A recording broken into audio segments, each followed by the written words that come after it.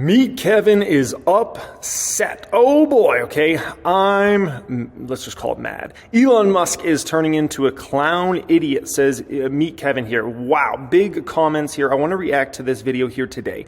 As somebody that's covered the stock for many years, a shareholder, I want to react to kind of what Kevin's sentiment is here, the points he's bringing out, and kind of talk about this a little bit, right? And obviously, I know, Kevin pretty decent, and I know he's a major Tesla shareholder in terms of the individual space, right? And he has a significant portion of money, so he has right to be very upset, obviously, with the stock performing so badly. Let's be quite honest, right? And obviously the frustrations kind of coming from this whole Elon Musk saga with Twitter, with the way he's talking and those sorts of things, right? And so there's definitely some things that I agree with here with Kevin that I want to talk about, and some things I definitely disagree with when it comes to Kevin and kind of his stance here and my opinion on that. Okay, so yeah, I hope you guys enjoy this. As always, I already watched the video to make sure it was not like a clickbait type thing, and we're only going to react to a portion of it because in the back half of the video, Kevin starts talking about all types of random subjects and things like that, and trying to debunk some Elon Musk things. So I don't want to get into that. I really want to get into the front half of this video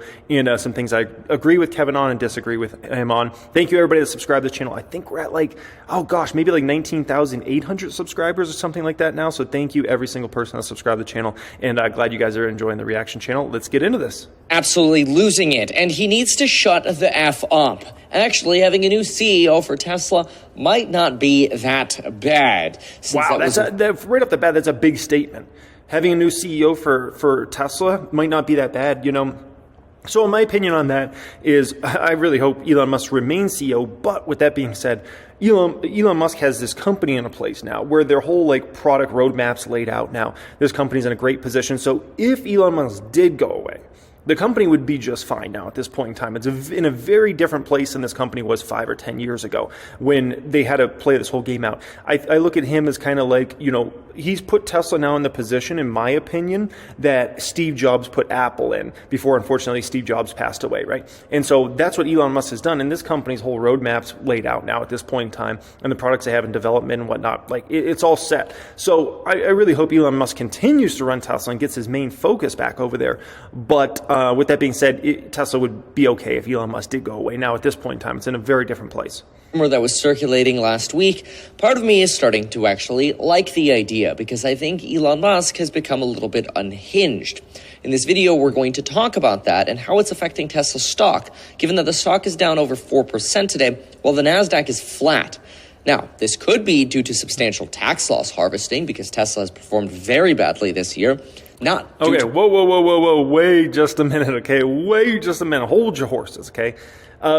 And I talked about this in my main video I put on the main channel earlier today. Every single time folks' stocks do bad in either November, December, it's tax loss harvesting comes out as a subject, right? And I'm not going to say it's not at all a factor, right? But I even got caught up into this last year. When my small cap stocks started falling, I chalked it up as, it's just tax loss harvesting, right? Little did I know there was massive amounts more of pain, and that was just the start of things, essentially, right? So you see Tesla stock starting to obviously fall in a massive way, right? And some folks are saying it's just tax loss harvesting, when in reality it's a lot more. And I mean a lot more than just some folks saying, let me tax loss harvest on some Tesla shares here. It goes much deeper than that. Fundamentals at all. The fundamentals of a slowdown in China should represent a nominal impact to the fundamentals of Tesla stock, especially since we can export a good chunk of vehicles not sold in China.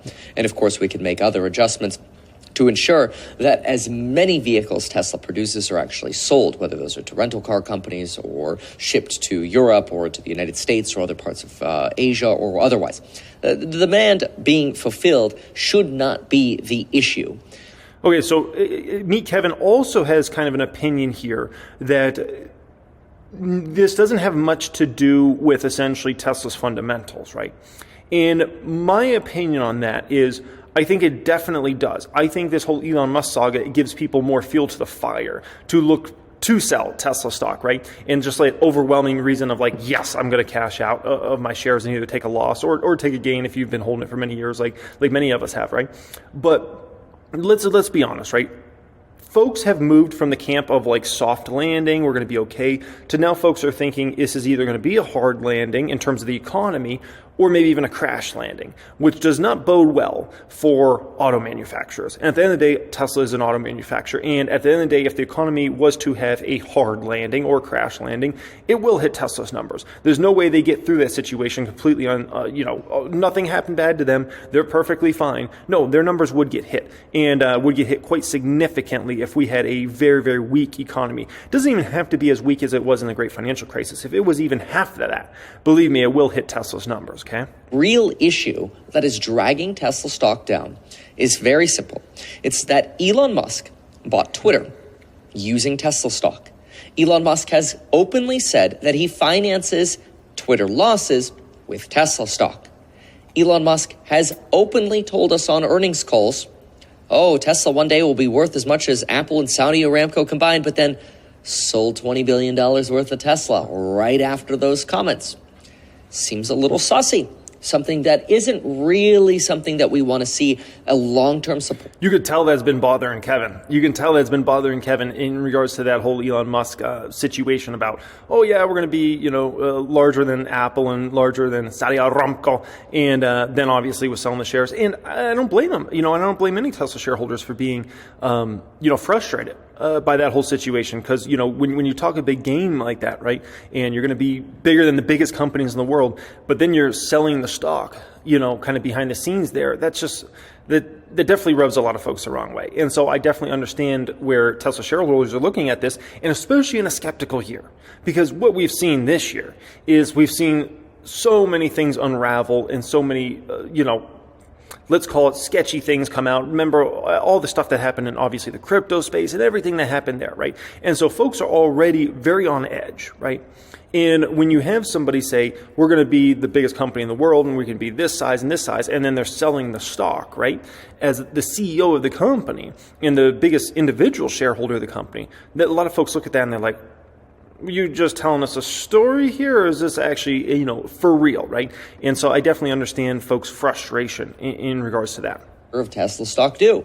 Now, look, we understand it's okay for entrepreneurs to have their own ambitions, but the Twitter ambition is a massive overhang on Tesla stock because it's essentially the piggy bank. The more volatile issues are at Twitter, the more Tesla stock suffers because the expectation is that fewer and fewer advertisers will actually be able to go to the Twitter platform, leading to a greater risk of losses at Twitter, and a greater risk of losses at Twitter potentially means Elon Musk selling more stock. It was just last week that Elon Musk, apparently in discussions, rumored and reported by Bloomberg, was in talks to potentially margin, or I should say refinance up to $13 billion of Twitter debt using his stocks as margin collateral, his Tesla stock that is, to lower the interest expense at Twitter. So if you were all those sorts of things would be fine if this was a risk on market, but when you are in a stock market that is very skeptical, scared, folks have lost a lot of money, been burned either, between stocks and crypto and everything, right? And now we start to have real estate start to fall. Folks start looking at everything from a very skeptical angle.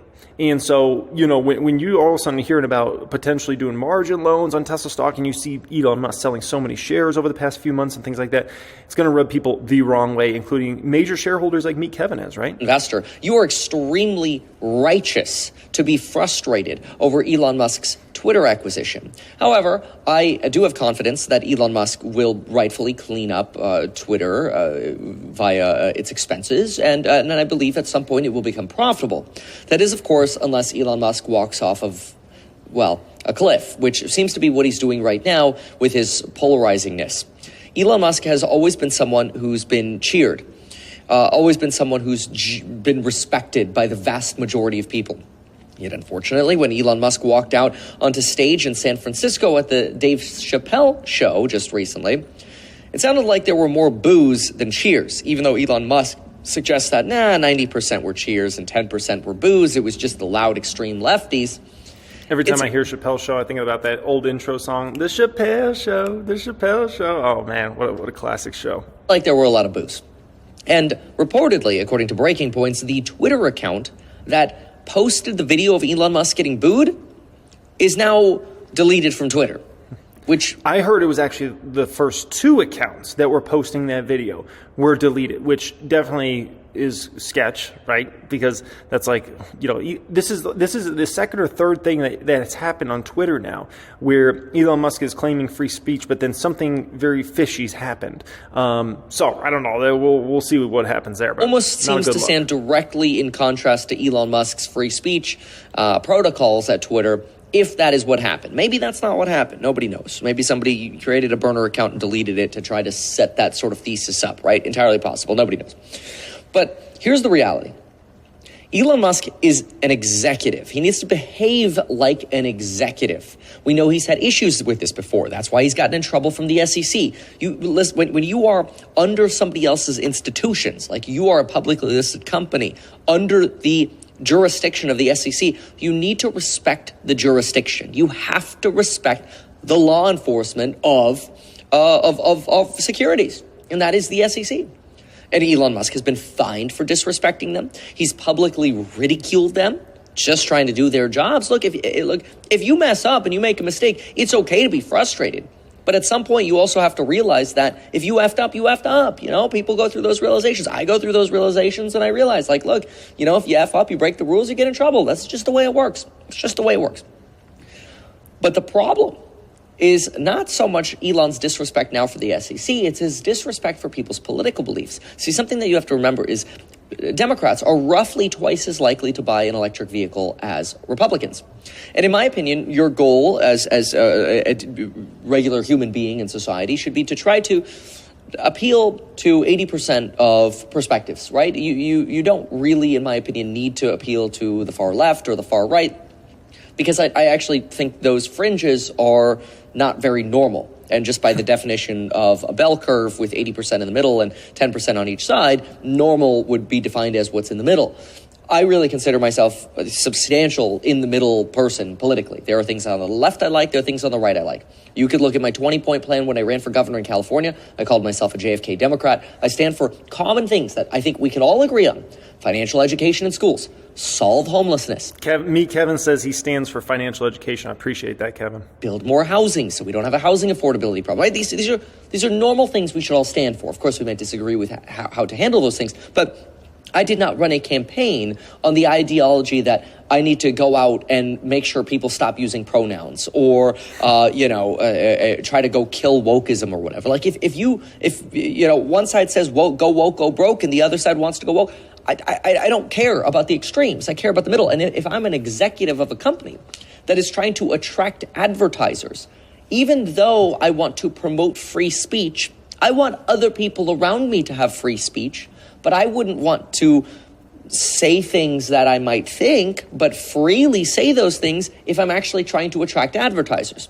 Nobody's taking away your speech. Yeah, so I talked about this in the main channel earlier today, and I gave this analogy of, do you want to be Michael Jordan or do you want to be LeBron James? Okay, Michael Jordan always took the approach of I'm not going to come out on divisive issues and give all my opinion on politics and all these divisive things, right? And you got somebody like a LeBron James who takes a very different approach and has commented many times over the years and made a lot of people upset, and a lot of people hate him. And I know some of those folks that literally hate LeBron James. They don't even care that much about basketball, but they hate the man because of a lot of the political stance he's made in the past and things he's commented on and not commented on and those sorts of things. And so it's like, do you want to be Michael Jordan and loved because you're never taking those sorts of stances, or do you want to be LeBron James because you always got an opinion on this or that, and then you start being looked as a hypocrite if you don't come out and you say something on an important subject that people start looking at you like, why aren't you coming out and speaking about this now? You seem to want to speak on all these other subjects, but you're not going to mention this, right? And so it seems like Elon Musk is going the LeBron James route rather than the Michael Jordan route, right? And I can tell you, you can go that route, right? You're just going to attract massive hatred around you, and you're going to cause a lot of people to dislike you, and you'll turn off more and more folks over time, because we know hate's stronger than love. We do know that, right? Hate is stronger than love. And if you're talking about people using your products or services or those sorts of things, it's important to keep that in mind. And so, does LeBron James have a massive lasting shoe brand when he retires from the NBA? I don't know about that. But I know Michael Jordan sure has. The Jordan brand will be around likely long after Michael Jordan's on this earth and be extremely successful. I wouldn't be surprised if, my kids are wearing Jordan someday, right? Are people going to be wearing LeBron James brand? Yeah, I mean, two great NBA players, two of the best ever, right? But are people going to be wearing LeBron James brand, 30, 40, 50, 60, 70 years from now? I don't know about that. I really don't, right? And so these are things to factor in. These are things to kind of keep in mind. And, if you want to keep tackling very divisive issues, you just got to understand you're going to alienate massive amounts of your customer base, and you will be looked upon as somebody that needs to comment on all this. And it's like, there was a lot of people that did, that every time LeBron James speaks up about something and folks don't like it, right? They kind of use the term like, just shut up and dribble, right? And that's an approach people are going to start taking with Elon Musk is just shut up and work or something. I don't know what the appropriate term would be for Elon Musk, right? And that's what people ultimately start to think, right? And it frustrates a lot of folks. And so they folks kind of say, stay in your lane. You're not a politician. Don't be coming out on all these divisive issues. Stay in your lane, right? Run your businesses, do your thing. And, otherwise there's going to be ramifications for that. But if you say things that are stupid and advertisers pull out, now you're just conducting bad business. So I want to be very clear about that. Some people, when they hear me say Elon should shut the F up, they think Elon should be silenced. That's not what I'm saying. Let other people say the crazy extreme things that you want to say. Give this stuff to journalists and let them say it, right? That's okay. But when you are an executive trying to attract advertisers, you're just conducting, yes, you're using your free speech. That's fine. I'm totally okay, Elon Musk, with you having those opinions. But when you shout them out at the world, you're fine using your free speech. That's okay. But you're making a terrible business decision for Twitter, leading people to pressure advertisers to cancel. There are tweets with tens to hundreds of thousands of replies of individuals tagging companies like T-Mobile going, T-Mobile, you see what Elon's doing? You guys are advertising on the platform. Why are you still advertising? And people are pressuring, writing to T-Mobile going, stop advertising on Twitter. That happens at scale. It's such a stupid business decision because now, Elon Musk, you are burning people who gave you the wealth you have, your investors. You're burning people who are trusting you in Twitter because you're screwing advertising potentials. And you're burning people who trusted you, potentially still trust you, investing in Tesla by being a loose cannon. I tweeted the other day that I think Donald Trump is actually on Twitter. He's just on Twitter under Elon Musk's profile because he's being very divisive. But Donald Trump made money from being divisive. The business decision was the more divisive you are, the more money you get from your Republican base. For Elon Musk, it doesn't work that way. The more divisive you are, the more advertisers you lose because what do advertisers want to attract? Well, if you're MyPillow, maybe you want to attract the right. But if you're 80% advertisers, you want to advertise to 80% of people where the bulk of people are. And you're pissing people off. It's frustrating. And not just in regards to the Twitter situation, in regards to Tesla, right? Tesla wants to be a company that sells to everybody, over time. They want to be, everybody buys their product, right? So if you massively hurt your brand to this huge group over here, it matters. So look, it's a buying opportunity. If you are somebody who says, look, the fundamentals of Tesla are sound, don't worry about this. This is just, short-term drama or whatever. Great. That's a wonderful mindset to have. That's phenomenal. And I agree. I don't think the fundamentals for Tesla have changed at all. But you do have a loose cannon running the company now on Twitter. And that's bad. Let's go through some examples. So, yeah, that pretty much wraps up me, Kevin's thoughts and kind of my thoughts here in regards to this because Kevin starts talking about, he's trying to debunk all these Elon Musk things and talking about vaxes and things like that. And I'm not even looking to go down that rabbit hole. But I understand Kevin's frustration. He's a major shareholder. And he from my understanding, he owns it in his personal accounts. He owns it in, obviously, his new ETF there. And he's a very frustrated shareholder because you're talking about millions and millions and millions of dollars of value just evaporated, right? And it's not like it's small amounts. And he's just one of many shareholders that are probably extremely frustrated. And how do you show frustration as a shareholder? Obviously, you sell the stock, right? And you move that money into other places that you believe are more stable. And right now in this market, the market has no patience for companies that are doing anything even remotely kind of frustrating because there's a lot of deals out there in this market now. And the market has no patience for that. And so I just think that's something to keep in mind. And with a potential major recession looming, that just gives more fuel to the fire of the fundamentals with the business model could get worse over the next 12 to 18 months. Plus you have all this sideshow. that gets people very, very frustrated and makes them sell, you know what, I got to get out of this baby. So yeah, anyways, guys, I appreciate everybody joining me. I'm staying invested in the stock, and I will be a buyer likely of Tesla in 2023. But, nonetheless, it's going to be a shaky ride here for the next 12 to 18 months. So appreciate everybody joining me. If you're looking to join us in the Tesla Discord chat with myself and all the other Tesla shareholders, check out the pinned comment down there, and you'll be able to join us in there. Much love and have a great day.